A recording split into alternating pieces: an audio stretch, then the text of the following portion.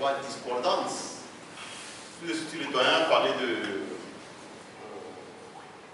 du silence glacial suite à la parole qui est donnée à la salle. Et ça rejoint la question de la maman. Quand ça se fait et que tous les jours, des dossiers signalés se succèdent, qui frappent aussi bien les journalistes que les non-journalistes, il y a de quoi s'inquiéter. Normalement, le doyen, à son âge, il n'a pas à s'inquiéter sur ces détails-là. Il a droit à un repos mérité. Il entre deux petits-fils, il prend de bonnes heures. Bon, c'est à notre génération de vous interroger, malheureusement.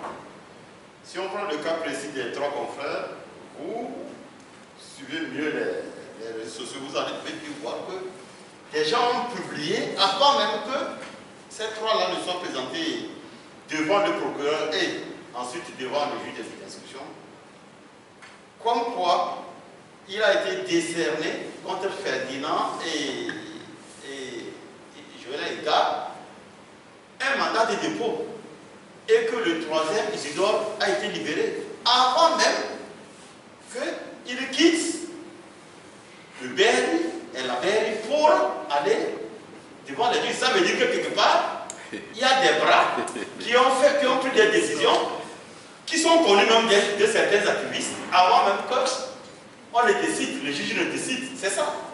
Retournez sur les réseaux sociaux, vous allez voir un citoyen qui a publié le résultat du travail du juge et du procureur avant que les trois accusés ne lui soient présentés. C'est ça le vrai sens des dossiers signalés. Ça dit tout. D'où est-ce que ces décisions ont été prises pour que ces citoyens togolais, comme vous et moi, aient déjà les résultats avant que le juge et le procureur ne fassent leur travail? Allez-y comprendre. Un confrère comme Ferdinand, pendant un bon moment, il était sous menace, il a dû se plaindre, l'affaire a été traitée par le président de la Cour suprême actuelle et des dispositions ont été prises autour de lui. Il est allé jusqu'à se plaindre. Malheureusement, personne n'a regardé, personne n'a instruit sa plainte. Mais on lève un petit doigt contre lui et directement ça vaut la prison. Bon, donc, dans un environnement comme ça, il faut qu'on y réfléchisse sérieusement. Qu'on y réfléchisse. Actuellement, on fait tout pour présenter les gens comme devant les juges, devant le on ne leur a pas demandé, nous sommes au cas de presse. Ça veut dire qu'on fait tout pour les présenter loin de l'environnement médiatique.